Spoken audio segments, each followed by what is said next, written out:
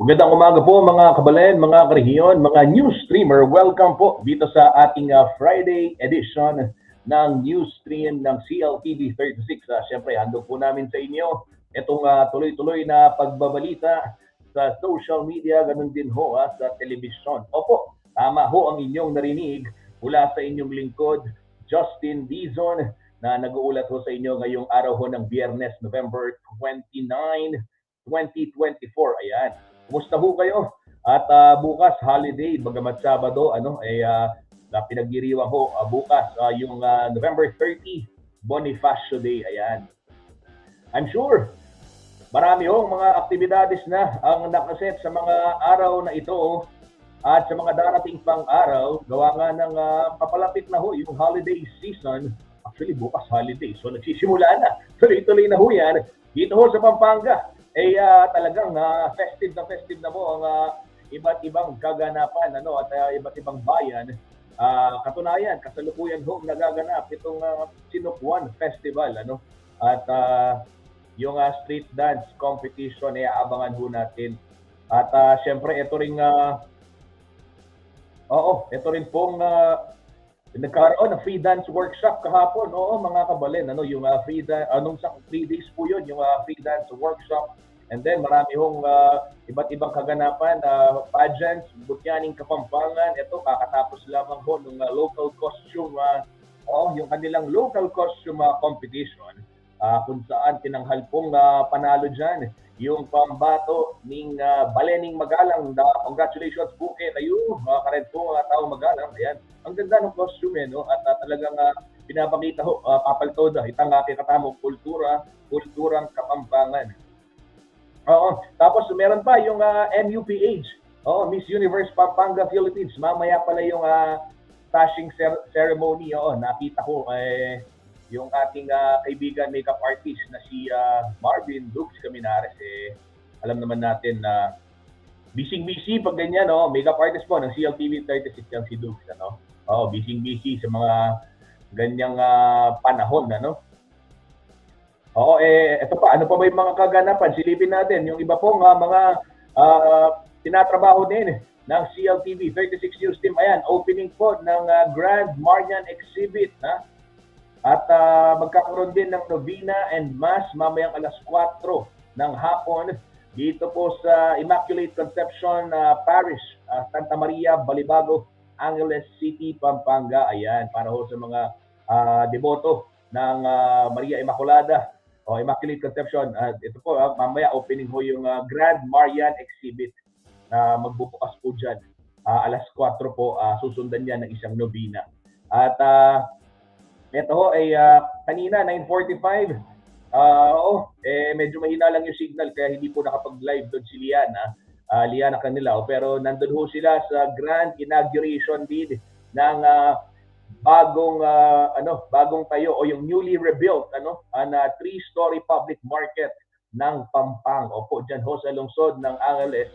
At isa ho sa mga bisitang pandangal diyan sa Angeles City ngayon ay si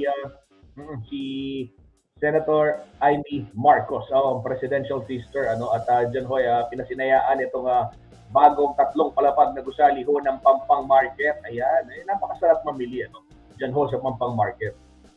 Ang inyong lingkod pagka nagising ng maaga-aga tuwing linggo nakakapunta pa dyan, at syempre diretso ho tayo dun sa seafood section, kasi naka-seafood diet ho tayo. When I see food, I eat. Ayan. Yan ho yung Friday joke natin for today. Last mo na yan, Kuya Justin. Hindi ka na uulit. Sige ho, abang hinihintay natin ang ating magiging bisita sa ating programa, putahin muna natin yung mga impormasyon na dapat ho nating malaman, mga impormasyon na makatutulong sa atin sa araw ho ngayon. Ito. Inihahanda ko na itong weather report po ng Pag-asa para ho alamin natin kung ano ba yung magiging lagay ho ng panahon ngayon pong araw at sa mga susunod pang araw, lalong-lalo na weekend. Bago natin puntahan yung weather report, pasadahan ko ng mabilis. Ito ho nakikita ninyo sa inyong mga screen. Opo mga kabalen, ito ho ay real-time traffic situation mula po sa NLEX Corporation Eto, ipa-flash ng buo ni Kuyang Justin sa inyo. Ito pong nakikita ninyo sa gawing itaas. Doon muna tayo sa itaas na row, sa first row. Ito pong gawin niyang dyan sa may left side, leftmost side. Ito po yung Balintawak Toll Plaza, northbound. So yun hong mga palabas na ng Metro Manila patungo ho ng norte. Sa mga oras na ito, of course, as expected, ay hindi ho ganoon kadami yung bulto ho ng mga sasakyan sa mga oras ho ito. Ito sa gitna, Balintawak interchange,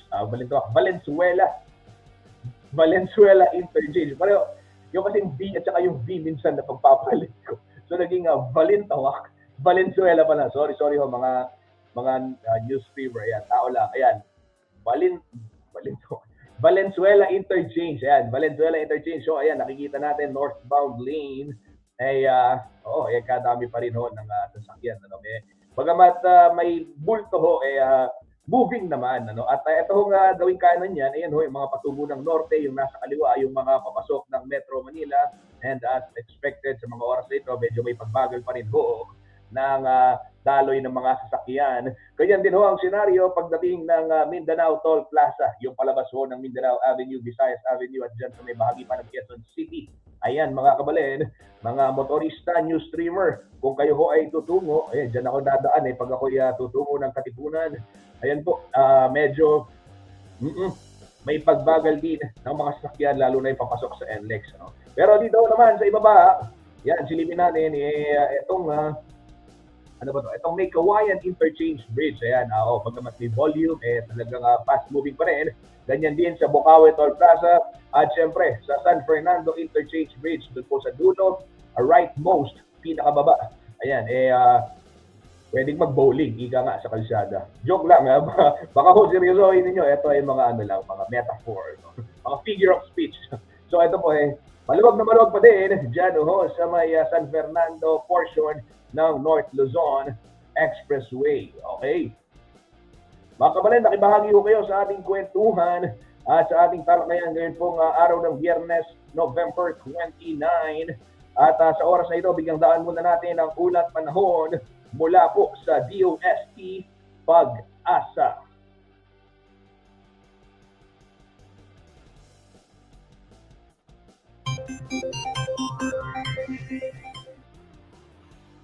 Happy Friday po sa ating lahat. Ako si Benison Estareja. Patuloy pa rin ang mga paulan sa malaking bahagi ng bansa dahil sa tatlong weather systems. Una na po dyan ay ang amihan or northeast monsoon sa may northern and central Luzon at siyang nagdadala rin po ng bahagyang pagbaba ng temperatura doon. Meron naman tayong shear line o yung linya kung saan nagtatagpo po ang malamig na amihan at mainit na hangin galing sa silangan, nakaka-apekto naman po dito sa malaking bahagi ng southern Luzon.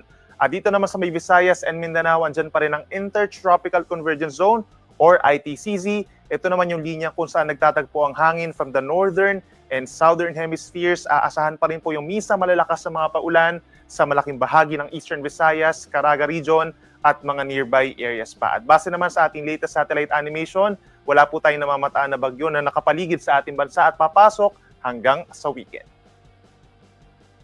Ngayong araw po, asahan pa rin ang makulimlim na panahon sa malaking bahagi ng Northern and Central Luzon, kabilang na dyan ng Cagayan Valley, Cordillera Administrative Region at lalawigan po ng Aurora. Sasamahan din yan ng mahina hanggang katamtaman ng mga paulan dahil sa northeast monsoon or amihan. Asahan din po ipagbaba ng temperatura lalo na sa madaling araw. Sa ating mga kababayan po sa may Quezon and Bicol Region, magdala po ng payong dahil magpapatuloy pa rin ang misa malalakas na mga pagulan at mga thunderstorms. Epekto po yan ng shear line o yung bangga ng malamig at mainit na hangin. Habang dito naman sa natitirang bahagi ng Central Luzon at Ilocos Region, as well as Metro Manila, may bahagyang epekto yan ng amihan.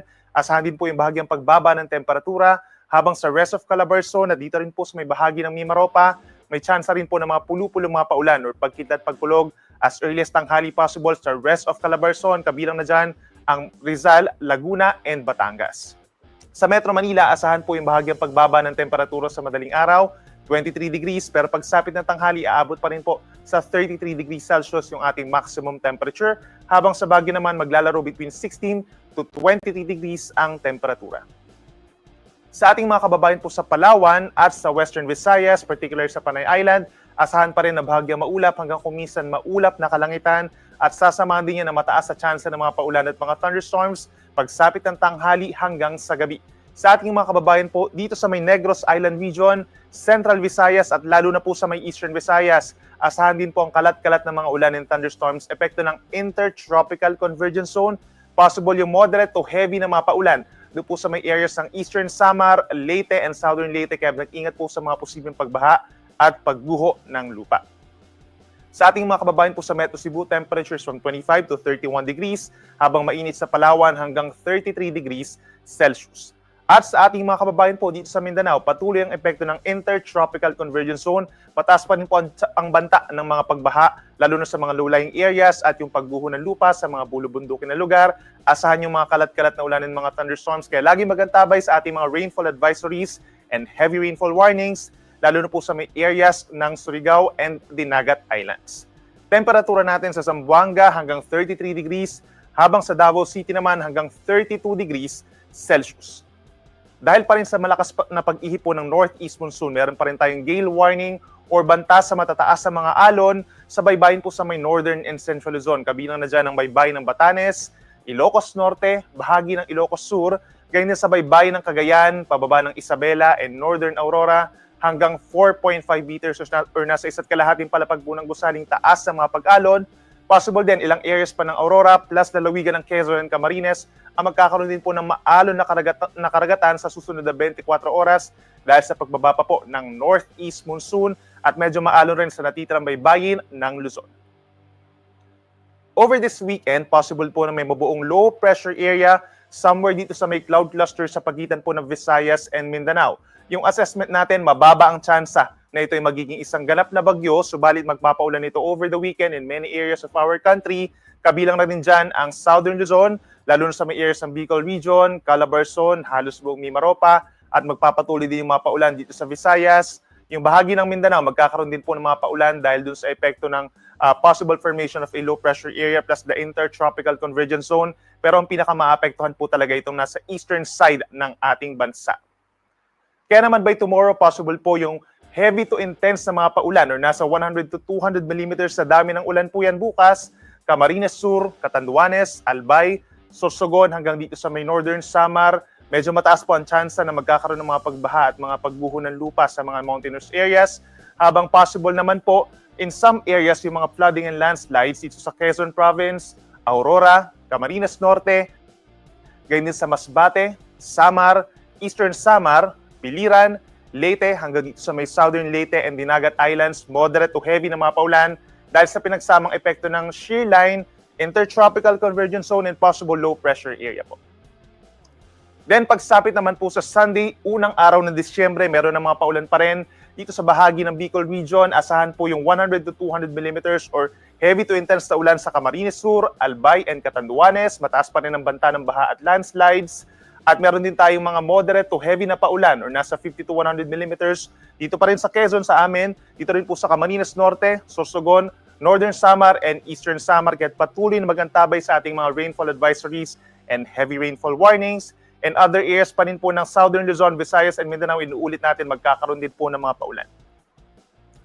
At over the weekend naman, yung ating mga kababayan po sa may Northern and parts of Central Luzon, Cagayan Valley, Cordillera Region, and Aurora, may epekto pa rin po ng northeast monsoon. Asahan pa rin ng makulimlim na panahon at pagbaba ng temperatura. Kabilang na rin dyan ang Ilocos Region at natitira rin bahagi ng Central Luzon as well as Metro Manila. Sunrise po natin ay 6:04 in the morning at ang sunset ay 5:25 ng hapon. Yan pa rin ang latest mula dito sa Weather Forecasting Center ng Pag-asa. Ako muli si Benison Estareja na nagsasabing sa anumang panahon, Pag-asa magandang solusyon.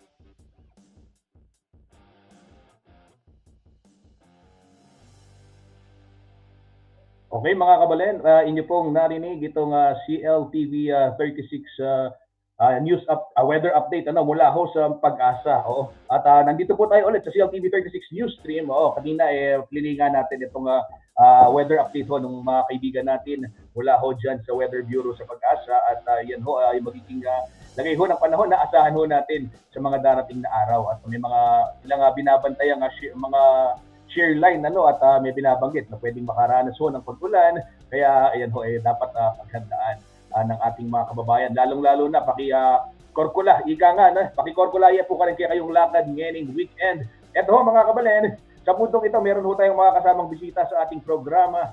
Oo, live po mula pa sa Estados Unidos. Naalala ko si Sir Mike Enriquez, paborito niyang gamitin yung salitang Estados Unidos. Opo. Lagi ho siyang binabawalan daw ng kanyang mga writer. Dapat United States, pero gusto niya Estados Unidos. Ayan, gayon pa man, ito po ay bumulaga sa atin yung balita kahapon ukol ho dun sa potential closure daw ng Mabalacat City College. At hindi malinaw bakit ganito, ano ba yung sabi-sabi. So para ho to set the record straight, at potential closure, what's the real score? Ayan, makakasama ho natin sa ating programa. Wala pong iba kundi ang presidente po ng MCC, si Dr. Michelle Aguilar Ong. Welcome, ma'am. Una sa lahat, maraming salamat po for giving us the opportunity to discuss this matter with you. We know you are very busy at nandyan ho kayo sa Amerika sa oras na ito. Anong oras na dyan, ma'am? Yun yung una kong tanong sa inyo. Magandang araw sa iyo, Justin, and thank you for this opportunity. 9:47 PM. Gabi Okay, dito. sige. Okay, ma'am, Yes.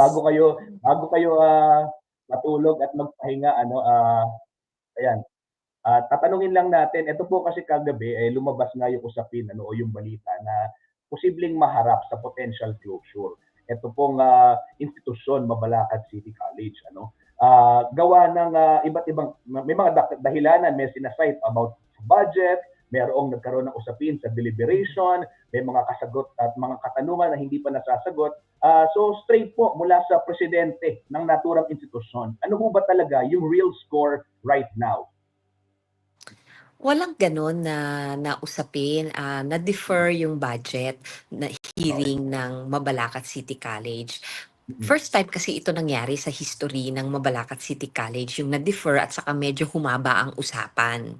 Yun. Kaya siguro naalarma yung mga estudyante natin na bakit ngayon ay hindi inaprubahan kaagad ang budget. So, naglabas sila ng gano'n na statement ang mga ilan sa mga estudyante natin, which is I think it's part of their growing up, it's part of the democratic process. Syempre, di mo naman mapigilan kung ano yung sentimiento nila, kung ganun yung pakiramdam nila na hindi pa lumalabas ang budget. Pero ako naman, tingin ko the council, the city council, they're doing their job. Okay, lalo na hindi kasi ako yung sumagot dahil ang nangyari diyan, Justin, MS Teams dapat pinaliwanag namin sa kanila na nasa United States nga ako under my Fulbright scholarship, and ako yung magpipresent ng budget, ganon. Yun nga lang nung tinesting na namin ng MS Teams, naku, ayaw gumana. So sinabi namin sa kanila, Messenger kung pwede. Kaso hindi pinayagan na Messenger kasi wala siyang feature to present. Nag-step in si Vice President Happy Pelayo. It seems like may mga questions sila na she cannot satisfy them dun sa sagot niya, which is understandable given na finance and administration siya. Yung mga ibang question ay strategic directions, mga ganon. At saka patungkol sa personal, like for example, salary ng president, bakit ganon, yung mga yon. Tapos yung internationalization, medyo masyadong technical pagdating sa strategic direction yun ng CHED. So, tingin ko, doon nagkulang ng paliwanag siguro sa kanila, and naintindihan ko naman ang city council natin, marami sa kanilang hindi academician, baka naku-curious sila sa paano ba pinapatakbo ang isang school. Yun. Opo. Pero ma'am, itong so malinaw once and for all, potential closure, malabo mangyari o diretsong tanong, diretsong sagot, magsasara ba anytime soon ang Mabalacat City College? Ay hindi, hindi naman papayagan 'yan ng komunidad. Pangungunahan ng Board of Trustee chairperson namin si Mayor Crisostomo Garbo, flagship niya ang Mabalacat City College. Kita niyo naman yung mga programa, mga innovative programs. Nakikita ko naman na umaangat ang Mabalacat City College. Ngayon pa ba? Ngayon ka pa ba bibitaw, 'di ba? Ang dami-daming reforma, dami-daming proof of concept na ginagawa ng Mabalacat City College, not only for community education pero dami nagbe-benchmark sa atin sa mga nakikita nila ng mga pagbabago in our curriculum, in the way we do things, mga ganon. So, no, no, no. Hindi yon. Oo. Advance lang mag-isip yung mga estudyante natin. Pero di ko naman tinatanggal yun sa kanila na karapatan. Opo. Eto, so nabanggit niyo na nga itong gaya nga ng nabanggit mo, itong mga awards, may mga kinikilala at kami ho sa CLTV saksi diyan sa mga sunod-sunod na pagkilala ho na natanggap ng inyong institusyon, ma'am, katunayan talagang kinikilala siya globally. So ano yung commitment ngayon ng MCC sa komunidad? Ano yung commitment ng MCC pagdating sa usapin ng edukasyon, at ano yung magiging susunod na hakbang sa budget deliberation? Para sa gayon mapanatag din yung kalooban mo ng mga stakeholders ng MCC. Okay, una dun sa commitment, no? We continue to serve the 4,500 plus of students coming from first generation, 1,700 plus na first generation, 800 plus na working students, 100 plus na indigenous peoples, 57 na PWD, 300 plus na adult learners, and our regular students around 1,400. Imagine that. Imagine the impact that we are doing in our community. May mga single mothers pa dyan, may mga young mothers pa dyan. Meron dyan yung mga second career na nila mga to. So imagine that. Bibitaw ka ba sa ganoon? And then, dun naman sa budget deliberation, Monday, I think may nagsabi na sa akin na baka sa Monday, ipapatawag kami and aayusin nga yung problema, ibang venue na, yun, aayusin yung problema sa internet and ako yung kakausap sa kanila. And to clarify things, lalo na yung mga sa CHED concerns. Yun yung yun yung medyo nagkulang ng paliwanag dun sa CHED concerns, which is understandable. Ako naintindihan ko yun. Okay, ayan po mga kabalin at para sa lahat ng mga nagtatanong at dun sa mga nagtataka, ano ba yung nangyari? Bakit humantong sa ganito at bakit may mga ganitong usap-usapan po, at least naging malinaw na ho sa ngayon, and even ito hong konseho, gaya ho ng nabanggit, nabasa ko rin ho yung report ni Ma'am Tonet Orejas na interview niya si Councilor Castro na committed din bilang chairperson naman ng Committee on Education, tama ma'am, di ba, na committed din ho sila doon sa sinasabing ang pagpapatuloy ng operasyon. So ma'am, panghuli na lang bago kayo matulog. Alam namin gabi na dyan, mensahe na lang siguro sa community para po sa gayon, yun nga, kanina pa natin pinapanatag yung kanilang kalooban. We were clarifying things, but your final message to our constituencies sa Mabalacat at kahit sa Pampanga na po. Ano lang po tayo, kapit-bisig po tayo para sa edukasyon at tingin ko naman ang mga political leaders ng Mabalacat City ay walang agenda especially when it comes to education. Alam ko naintindihan nila na ang pinakamalaking investment ngayon sa atin ay edukasyon ng kabataan natin. At yun ay palagay ko iisang prinsipyo at iisang filosofiya yon ng lahat ng political leaders kahit hindi lang sa Mabalacat City College kundi sa buong bansa. At makikita po natin sa Lunes kung paano po tatratuhin ng City Council ang Mabalacat City College. Andun po ako para magpaliwanag, para lahat po ay may klarifikasyon at yung mga usap-usapin na yon ay mailagay po sa tama. Ayan ho mga kabalin, narinig ho natin. Nabanggit nyo na rin ma'am yung agenda sa politika. Ito rin nga yung isa sa mga kinababahala. Huwag na sana raw magamit sa politika pa itong usapin na ito. And I'm sure you share the same sentiments dahil yung edukasyon, alam naman natin, importante at apektado lahat. Hindi lang yung mga estudyante, kundi ang buong komunidad pagdating ho sa usapin ng edukasyon. Ma'am Mitch, maraming salamat at aabangan namin yung magiging deliberation ho sa darating na Lunes para makapagbigay din ng update sa balitang ito. Mag-ingat ho kayo dyan at of course, congratulations sa inyong Fulbright Scholarship. Ayan, at pinagmamalaki ka namin dito po sa Pampanga, yung komunidad. We are very proud of you. Ingat po kayo dyan, ma'am. Thank you, Justin. Maraming salamat si LTV 36. Ayan po mga kabalen, narinig ho natin na si Ma'am Mitch, no? Michelle Aguilar Ong, ang presidente po ng MCC. So itong usapin, na-defer lang yung budget deliberation pero wala hong mangyayaring closure o potential closure na kinahaharap. Yan po ang nabanggit. O yan mga kabalen, at oras na ako'y pinagpapaalam na sa telebisyon ng ating mga nasa control booth. Maraming salamat sa lahat po ng tumutok dito sa ating programa ngayon pong araw ng Biyernes. Tuloy-tuloy ho ang pagbabantay ng CLTV 36. Tutok lamang ho kayo sa ating Facebook page at CLTV 36 News at sa ating YouTube channel at CLTV 36 Official. Nasa TikTok din ho tayo mga kabalen. At syempre mamayang gabi, POV panoorin ho natin para sa mga balitang nakalap pa ng ating news team ngayon. Muli po, ako po ang inyong lingkod, Justin Dizon. Hanggang sa muli, maraming salamat. Mag-ingat po tayo.